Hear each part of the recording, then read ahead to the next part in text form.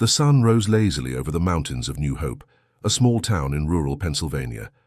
St. Francis Monastery, with its colonial walls and well-tended gardens, awakened under the golden morning light.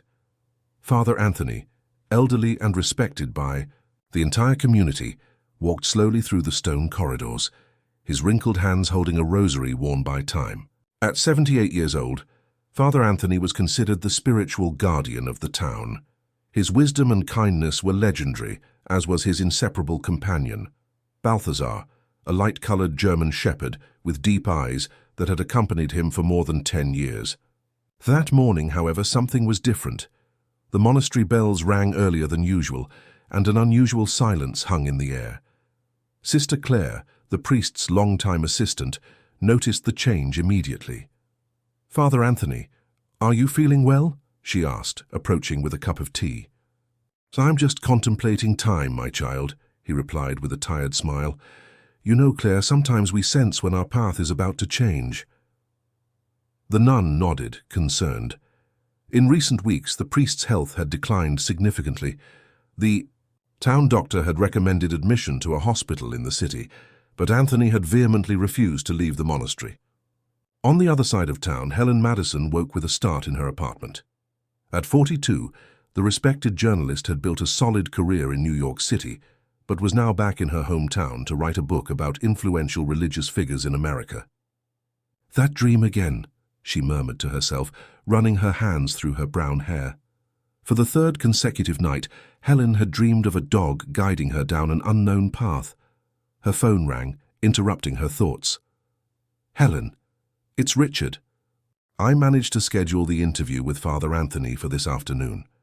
Richard Anderson, her childhood friend and current mayor of the town, was helping her with local contacts. "Thanks, Richard. This interview is fundamental for the chapter on religiosity in rural America." What Helen didn't mention was her personal interest in Father Anthony. Years ago, when she was still a rebellious teenager, he had been the only one to believe in her after a scandal that divided the small town. Now, returning after 2 decades, she felt strangely drawn to the idea of meeting him again. As she prepared to leave, Helen couldn't shake the feeling that something important was about to happen. The recurring dreams, the unexpected return to her hometown, everything seemed part of a greater plan that she didn't yet understand. At the monastery, Father Anthony sat on a garden bench with Balthazar at his feet. The dog suddenly raised his head, his ears alert, as if listening to something no one else could hear.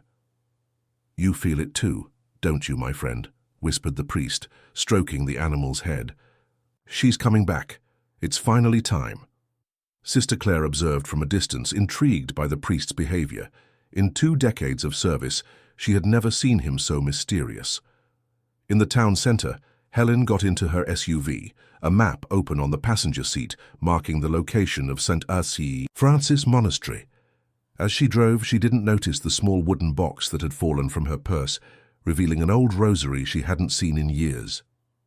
As she approached the monastery gates, a strange feeling of familiarity overcame her. It was as if she were returning home after a long journey. What Helen didn't know was that her arrival would trigger a series of events that would forever change the lives of everyone in New Hope. And at the center of it all was Balthazar. Much. More than a simple dog, the guardian of a secret buried for more than 20 years. If this story interested you, don't forget to subscribe to our channel and give a like. Tell us what city you're watching from. We continue. Helen parked in front of St. Francis Monastery, feeling her heart race. The stone walls and carefully maintained garden seemed to freeze time. She took a deep breath before getting out of the car. 20 years later, she was finally returning to the place that had so marked her youth. Sister Claire was at the entrance, as if waiting for her. Her face, now marked with expression lines, lit up upon recognizing the visitor. "Helen Madison, how you've grown. You look like a successful woman now." "Thank you, Sister Claire. Time passes for all of us," replied Helen, surprised to be recognized so easily. The nun guided her through the silent corridors. "Father Anthony is in the back garden.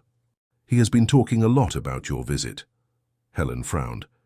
"But how did he know I was coming? Richard only confirmed the interview this morning." Sister Claire just smiled enigmatically. There are things that Father Anthony simply knows. In the garden, Balthazar was the first to notice Helen's presence. The German shepherd immediately stood up, his ears raised in alert. Father.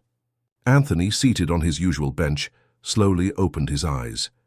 Helen, he pronounced, his voice weak but determined. Finally, you've come home. Those words awakened something deep in Helen, a distant memory, almost forgotten. The stone bench, the garden, the dog.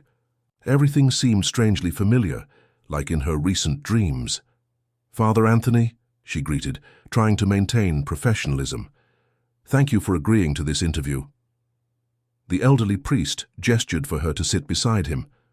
Balthazar approached. Cautiously, his eyes fixed on Helen as if examining her, recognizing something beyond the visible. We're not here to talk about my book, are we? Deduced Helen, suddenly certain that something more important was at stake. You were always perceptive, smiled the priest. No, Helen. I called you here for another reason. It's time you learned the truth about your own story. On the other side of town, Richard Anderson couldn't concentrate on his work. Since helping Helen schedule the interview with Father Anthony, an uneasiness had taken hold of him. He had risked much by bringing Helen back to New Hope, and now he feared the consequences. Mayor Anderson, called his secretary, Mrs. Elizabeth Montgomery is here to see you. She says it's urgent. Richard paled at hearing the name. Elizabeth Montgomery, the matriarch of the most powerful family in the region, was the last person he wanted to see at that moment. Send her in, he replied, nervously adjusting his tie. Elizabeth, a 70-year-old woman with an aristocratic posture, entered the office with firm steps, despite the cane she carried. I heard that Helen Madison is back in town, she declared without preamble, and that you're helping her. It's just a book about religious figures, Mrs. Montgomery. Nothing that should concern you, he tried to reassure her. Don't take me for a fool, Richard. We know very well what can happen if certain stories are unearthed. The lady's eyes gleamed dangerously. Some truth should remain buried for everyone's good. Back at the monastery, Helen listened attentively as Father Anthony narrated a story that seemed straight out of a novel. Your mother entrusted me with a secret before departing this world, Helen. A secret that would completely change your view of who you really are. Balthazar moved closer, resting his head on Helen's knee. She felt an inexplicable connection with the animal, as if they had known each other for a long time. My mother barely knew me, Father. She abandoned me when I was 5 years old, Helen replied bitterly. That's what you've always believed, the priest replied softly. The truth, however, is quite different. Mary Louise, your mother, never wanted to leave you. She was forced to do so to protect you. Protect me from what? From whom? Helen felt her hands tremble. Father Anthony looked beyond the garden, as if seeking courage in the distant mountains. From the Montgomery family, especially from Elizabeth Montgomery, who would do anything to hide that her son Edward was your real father. The words fell like stones upon Helen. Her world began to crumble as a new reality took shape, a reality in which she, the independent journalist who had built her career challenging the powerful, was actually the heir to the most influential family in New Hope. And Balthazar, as if understanding the magnitude of that moment, emitted a slight whimper, his eyes never leaving Helen's face. The dog seemed to have carried the weight of that secret for as long as Father Anthony himself. That's impossible, murmured Helen, rising abruptly from the bench. Edward Montgomery cannot be my father. The whole town knows that my mother was a simple woman who worked as a housekeeper in the Montgomery home, Father Anthony completed gently. Yes, Mary Louise was that, but she was also much more. Balthazar moved restlessly, as if sensing the whirlwind of emotions that agitated Helen. The dog positioned himself between her and the priest, like a silent guardian of the truth being revealed. Your mother and Edward fell in love against all expectations, continued the priest. Her forbidden love that Elizabeth Montgomery would never accept. When she discovered the pregnancy, Mary Louise knew she was in danger. Helen ran her hands over her face, trying to absorb that revelation. And my father, Edward. Did he know about me? Yes, and it was he who asked your mother to flee to protect you both. Elizabeth had threatened to take drastic measures if the romance continued. But why did my mother abandon me afterward? If she fled with me, why did she leave me in an orphanage? Father Anthony's face darkened. She never abandoned you, Helen. Elizabeth Montgomery found her. She offered a deal. Mary Louise should disappear forever, and in exchange, you would be adopted by a decent family and receive a quality education. The Madisons, whispered Helen, finally understanding. They were always connected to the Montgomerys. Mr. Harold Madison was the family's lawyer. Exactly, a perfect arrangement to keep you close, but without knowing your true identity. At the town hall, Richard faced Elizabeth, Montgomery's accusing gaze. Do you have any idea what's at stake? Questioned the matriarch. If that journalist discovers the truth about her parents, our family's entire reputation will be ruined. Montgomery Enterprises will lose value. Contracts will be questioned. Mrs. Montgomery, perhaps it's time to face the truth, Richard risked. Helen has a right to know who she is. The lady struck her cane on the floor forcefully. Right? What right does she have to destroy the legacy I've built over decades? Edward made a mistake, an indiscretion with an employee. That doesn't make her a Montgomery. Richard felt a knot in his stomach. And what do you intend to do? Bring Helen to my territory. I'll invite her to dinner tomorrow night at the mansion. A dinner to celebrate the talented journalist's return to town. Her eyes gleamed with determination. And you're going to help convince her to accept. At the monastery, Helen walked agitatedly through the garden, trying to organize her thoughts. Balthazar followed her like a protective shadow. Why tell me this now, Father Anthony, after so long?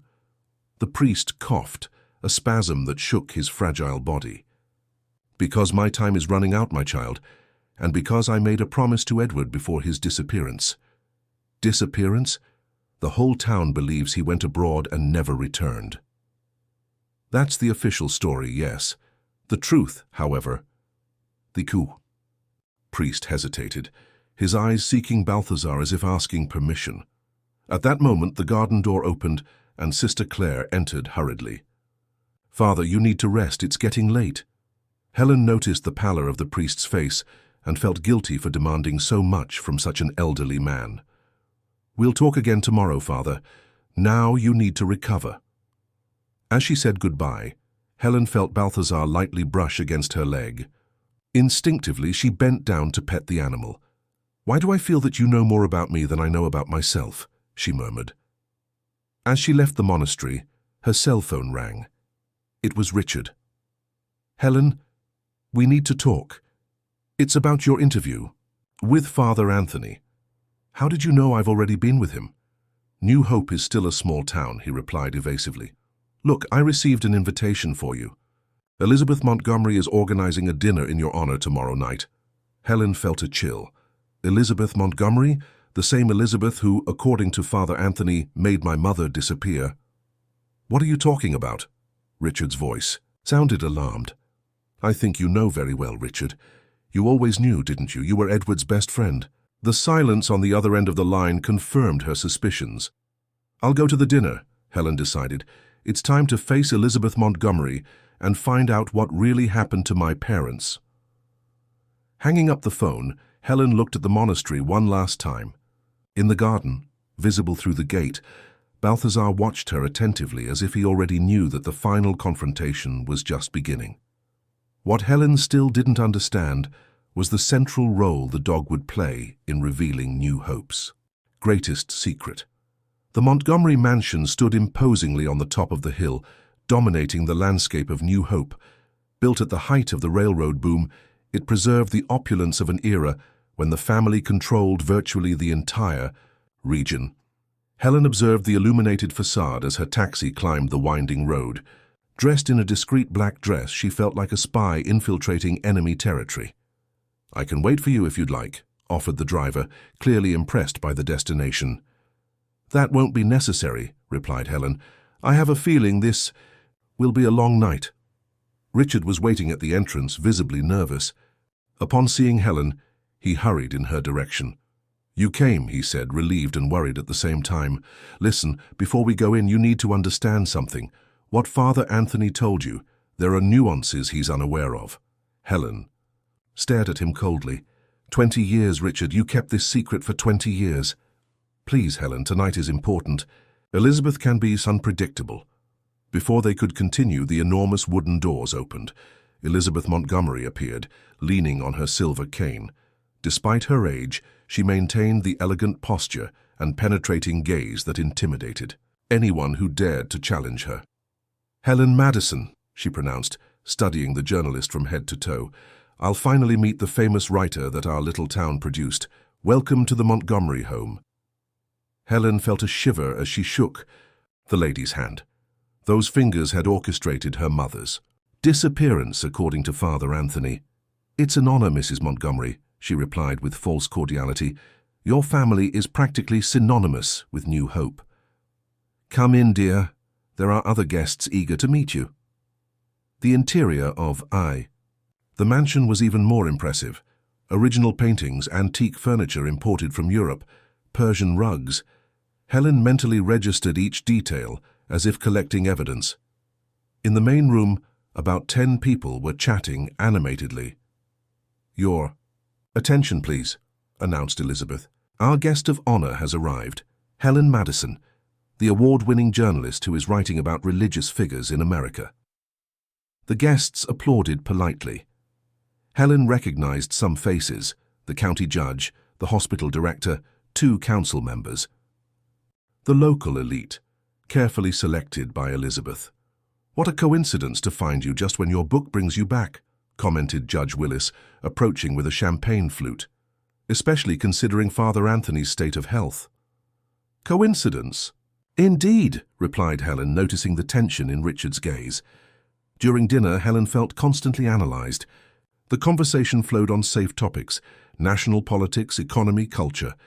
But she caught glances exchanged between the guests whenever she mentioned her research or the monastery.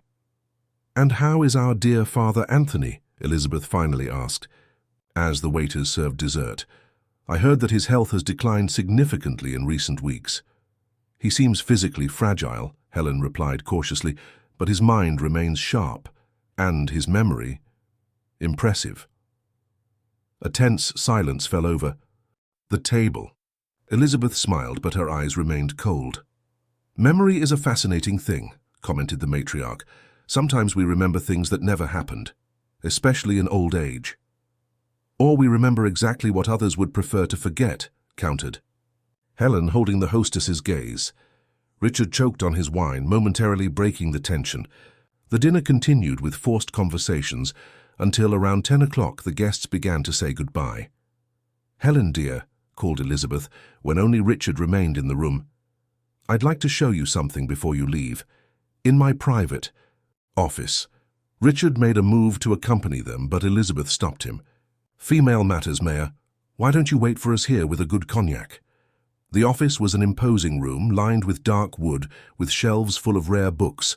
Photographs in silver frames displayed 3 generations of the Montgomery family. Helen paused before one in particular. Edward Montgomery, young and smiling, next to a light-colored German shepherd.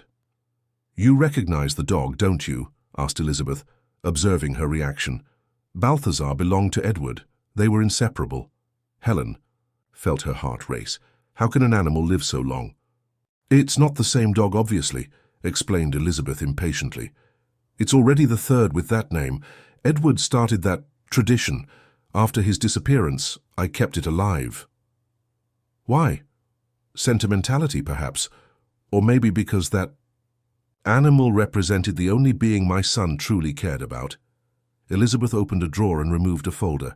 I know why you're here, Helen. It's not for the book, nor for the interview with the priest. You want to know about your parents.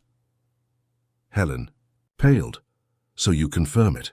Edward Montgomery was my father. What I confirm is that you have no right whatsoever to the Montgomery name or fortune, Elizabeth replied harshly, handing her the folder.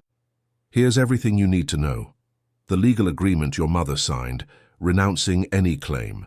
The proof of monthly deposits that guaranteed your privileged education. And the Madison's contract accepting you as their legitimate daughter. Helen flipped through the documents, feeling a growing anger. "Where is my mother? What did you do to her?" Elizabeth smiled coldly. "Mary Louise received a considerable sum to disappear. What she did afterward is none of my concern. Your own grandchild meant nothing to you? What mattered was the family's reputation, Edward's political future. A scandalous pregnancy with a housekeeper would destroy all that." Outside the mansion, a long, melancholy howl cut through the night. Helen felt a shiver.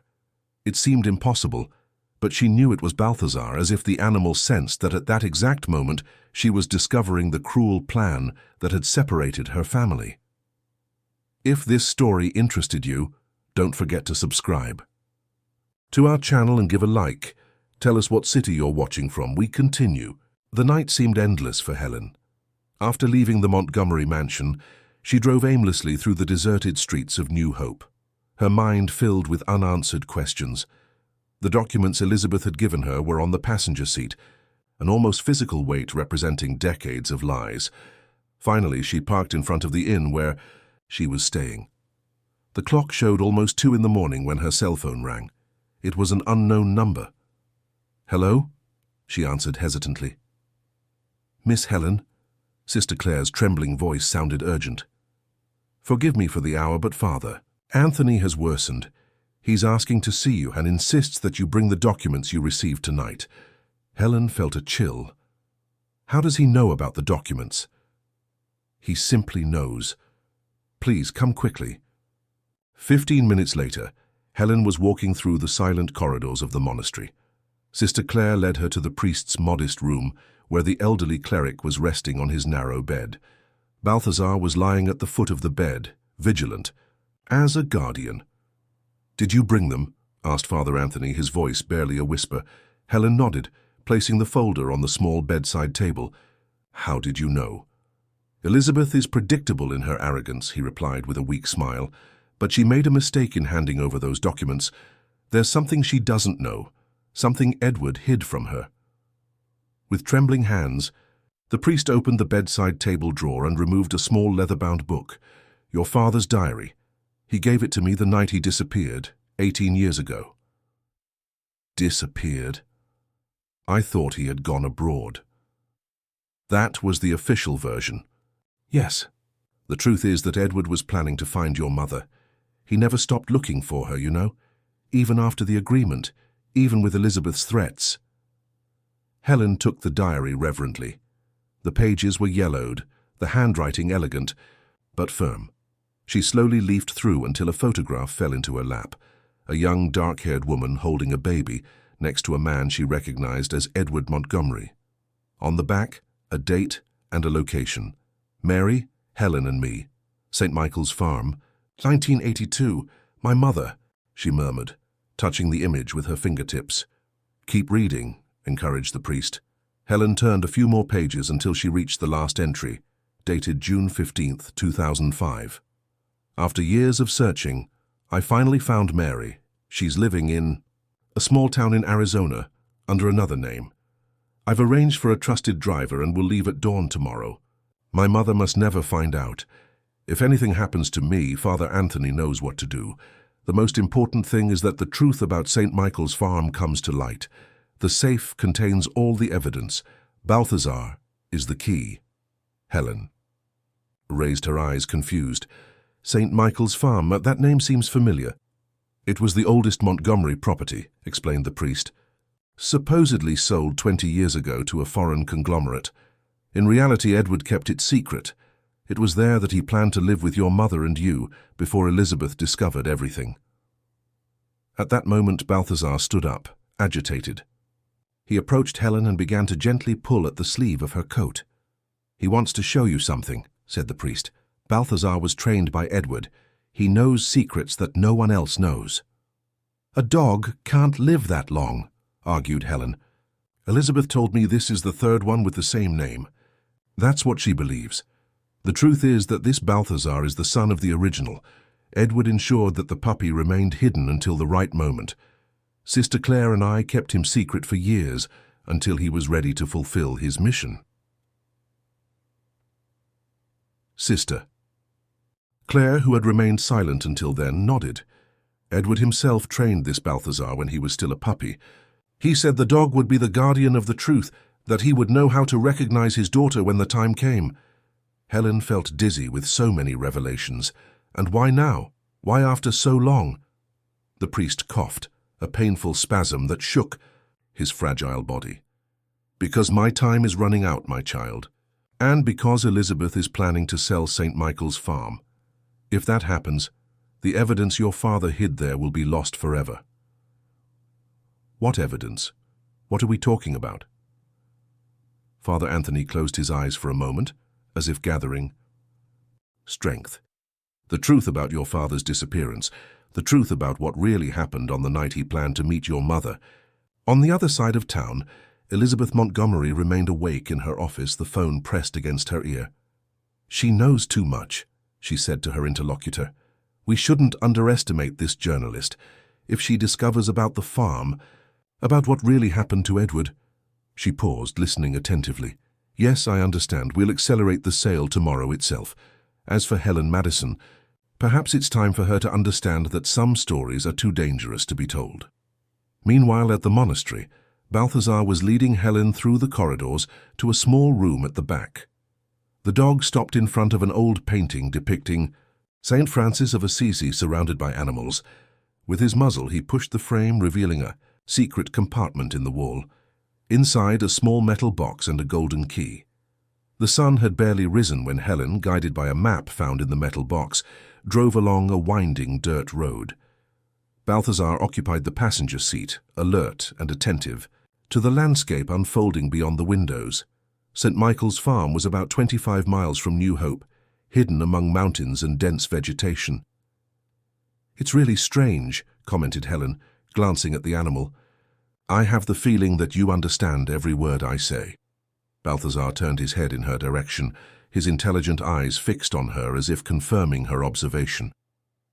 In the box that the dog had revealed, besides the detailed map, Helen had found a sealed letter from Edward to her, to be opened only at the farm, and documents proving that the property still legally belonged to the Montgomerys, despite the supposed sale. Her cell phone rang, interrupting her thoughts. It was Richard. Helen, where are you? I went to the inn and they said you left in the early morning. I'm following an important lead, Richard, she replied evasively. Listen, the situation is complicated. Elizabeth has called an emergency, meeting with foreign investors, something about finalizing the sale of an old family property. Helen felt her heart accelerate. St. Michael's farm?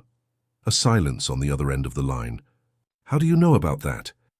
Richard, I need you to buy time, prevent that sale for at least a few hours. What's going on, Helen? You're getting into something dangerous. Trust me, it's about my father, about Edward. Another silence. Longer. Be careful. Elizabeth is not an adversary to be underestimated. The road became increasingly steep and abandoned.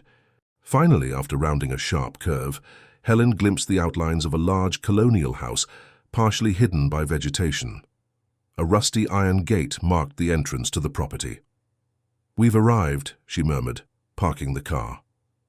Balthazar immediately jumped out, running to the gate with surprising enthusiasm for a dog of his age. Helen followed him with the golden key in hand. The padlock, despite being old, opened without difficulty. The property seemed frozen in time. The main house, an impressive colonial construction, had sealed windows and vines partially covering the white walls. A large yard extended in front, and in the distance one could see old facilities for processing crops. Balthazar ran determinedly toward the house, stopping only to ensure that Helen was following him. On the front porch, the dog insistently scratched a board on the floor. "Is there something underneath?" asked Helen, kneeling to examine the spot. The board was loose. Upon removing it, Helen discovered a small cavity containing an intricately carved wooden box.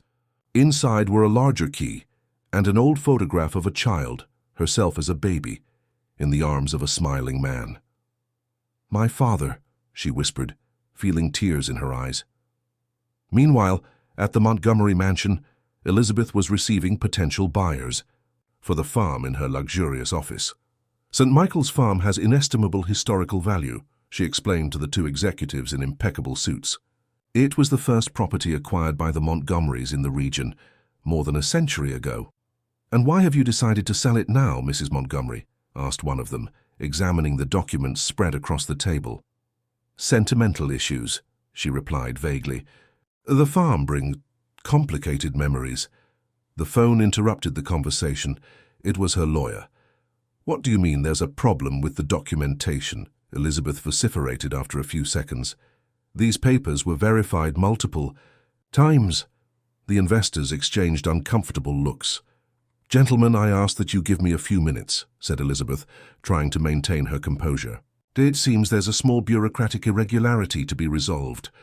As soon as the men left, Elizabeth furiously dialed another number. "She's at the farm. I don't know how she found out, but she's there. Send someone immediately." Back at St. Michael's Farm, Helen had managed to enter the main house. The interior was surprisingly well preserved, as if someone secretly took care of the place. Velvet curtains, antique furniture covered with white sheets, photographs of the Montgomery family on the walls. Following Balthazar, she reached an office at the back of the house. The dog sat in front of a painting depicting the farm itself in its days of glory. Helen removed it, revealing a safe embedded in the wall. "The key," she murmured, taking the object she had found on the porch, the safe opened with a metallic click. Inside, she found a folder with documents, a USB drive and a small recorder. She placed the latter on the desk and pressed the play button. Edward Montgomery's voice filled the room, sending chills down Helen's spine. "If you're listening to this, my daughter, it means you've finally discovered the truth.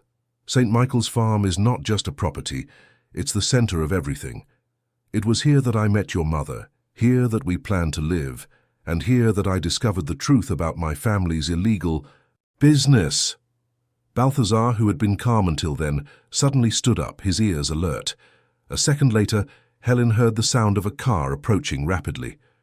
"Someone's coming," she murmured, quickly turning off the recorder and storing it along with the other items in her bag. Through the window, she saw a black SUV entering the property. Two men got out, clearly not friendly visitors. Balthazar emitted a low growl. "We need to get out of here," whispered Helen. "Is there another exit?" As if understanding perfectly, Balthazar ran to a side corridor, leading her to a back door that opened onto an abandoned orchard. Behind them, they heard the men breaking down the front door. "Come on, Balthazar," whispered Helen, crouching among the trees of the abandoned orchard. The two men had already entered the house, their voices echoing through the empty property. Balthazar guided Helen along an almost invisible path through the dense vegetation, moving further and further away from the main building. "Where are we going?" she asked quietly, but the dog continued determinedly, as if executing a plan rehearsed 1,000 times. After a few minutes of walking, they reached a small stone building partially hidden by vines. It looked like an old tool shed, but Balthazar insistently scratched at a side door almost invisible beneath the vegetation. Helen opened it carefully. The interior was surprising. A small improvised office with a generator, an old computer, shelves with organized documents, and most impressively, maps of the farm on the walls with various areas marked in red. This was his hideout, realized Helen, the place where my father worked secretly. At the center of the desk was a yellowed envelope with the words, "For Helen, when you find this place." Her hands trembled as she opened the envelope. Inside was a handwritten letter and several photographs. "My dear daughter, if you are reading this, Balthazar has fulfilled his mission. I know it seems crazy to trust a dog to protect the truth, but Balthazar is not an ordinary animal. He has been trained since he was a puppy to recognize you by scent and to protect the secrets of this farm. What I discovered here changed everything.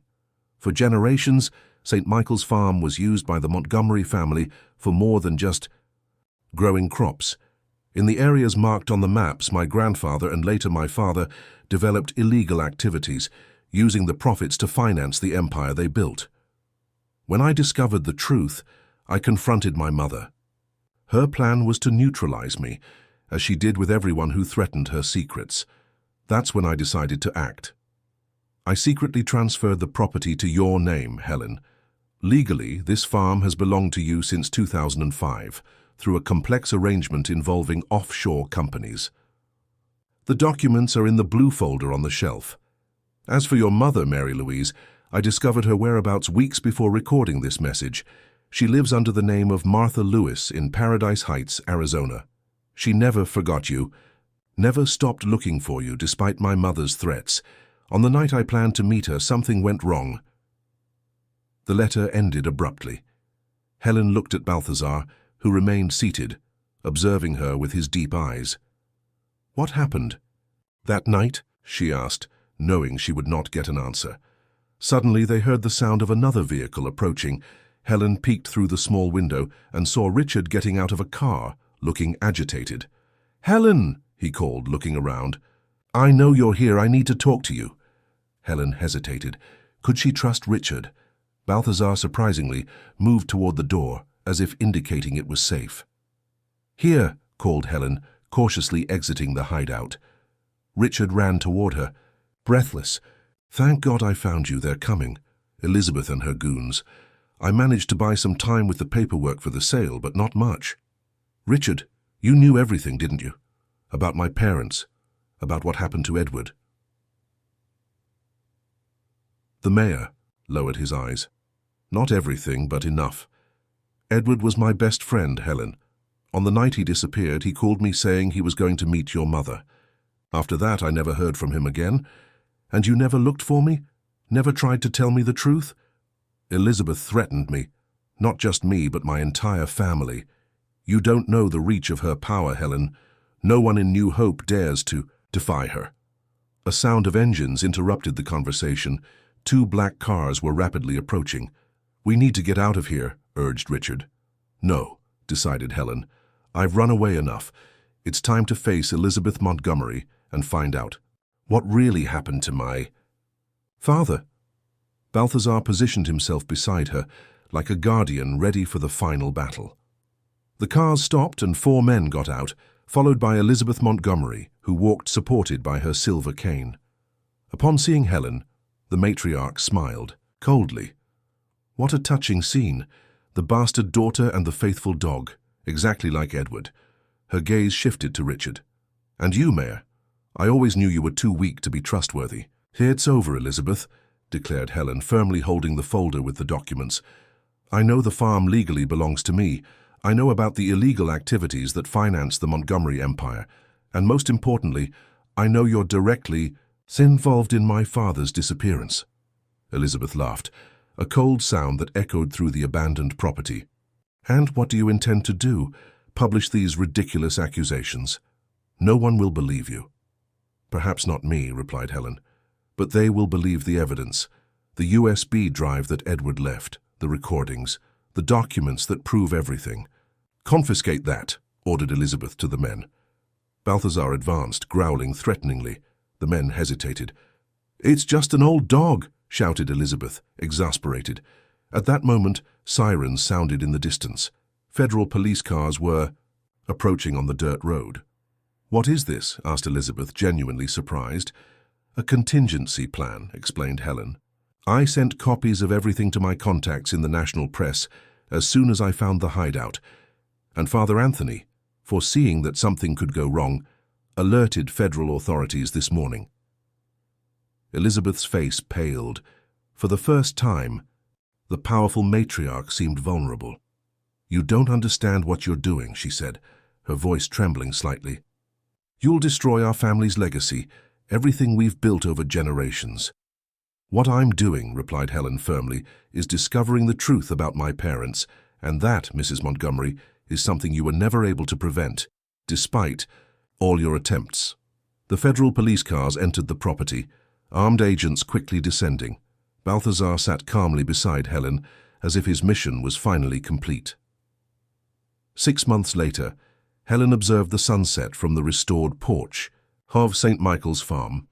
The aroma of fresh coffee mingled with the perfume of the newly planted garden flowers. The property, once abandoned, now pulsed with new life. The old barns had been transformed into a sustainable agricultural research center, and the main house gleamed with the renewed dignity of its freshly whitewashed walls. Balthazar rested, placidly at her feet, his muzzle resting on his front paws. Despite his advanced age, the dog maintained a surprising vitality, as if he had found a new purpose. "He seems younger every day," commented a soft voice behind her. Helen turned, smiling, at the grey-haired woman approaching with a tray of homemade cookies. Even in her early 60s, Mary Louise maintained the serene beauty that had enchanted Edward Montgomery decades ago. "The farm air is good for him," replied Helen.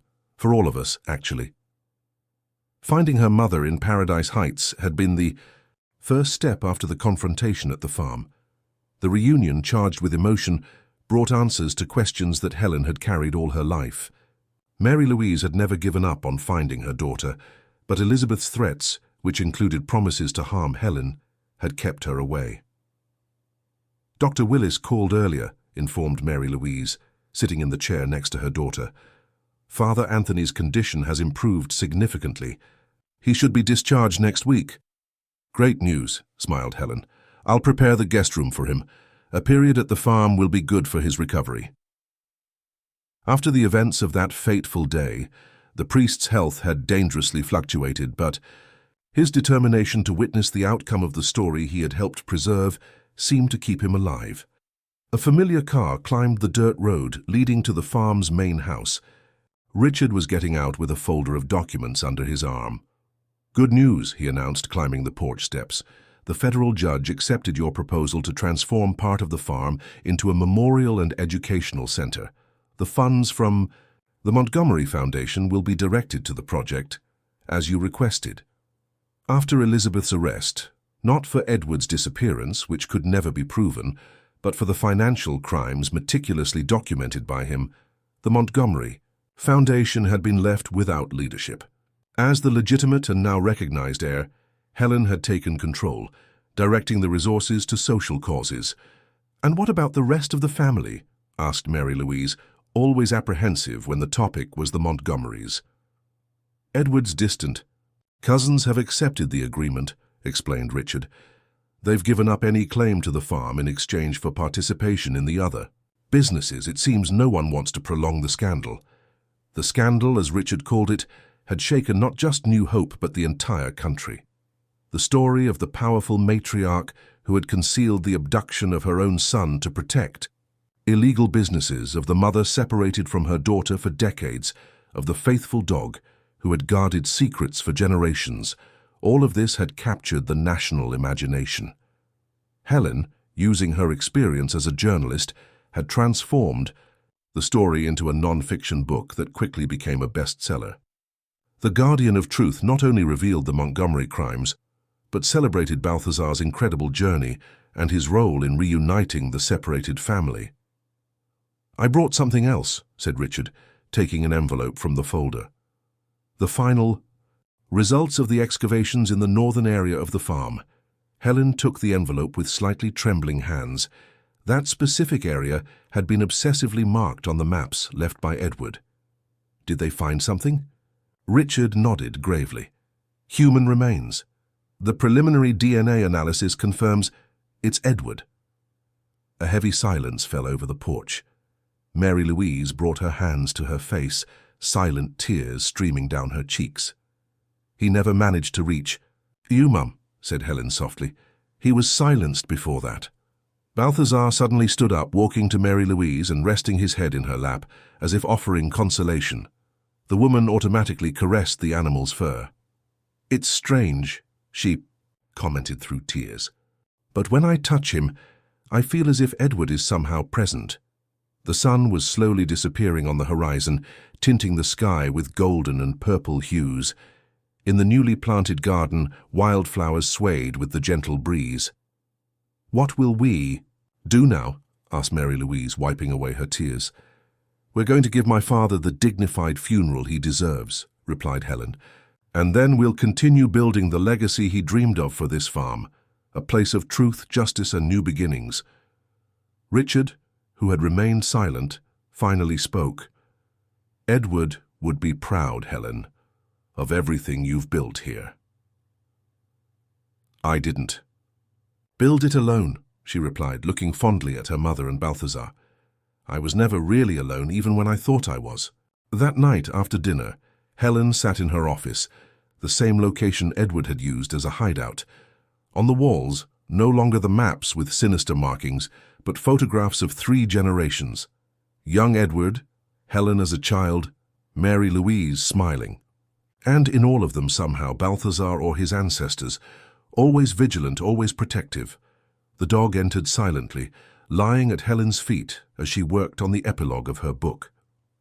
"You know, Balthazar," she murmured, absently stroking the animal's head, "sometimes I wonder if you understand everything that happened, if you comprehend the miracle you helped create." The dog's eyes, deep and serene, met hers with an intelligence that seemed to transcend animal nature. For a moment, Helen had the strange sensation that Balthazar was not just a dog, but a messenger, a guardian between worlds, bearer of a wisdom that humans only glimpsed. Outside, the last rays of sunlight were disappearing, and the first stars began to dot the sky of New Hope. At St. Michael's Farm, a family separated by decades of lies finally found peace, and at the center of it all was Balthazar, much more than a simple dog,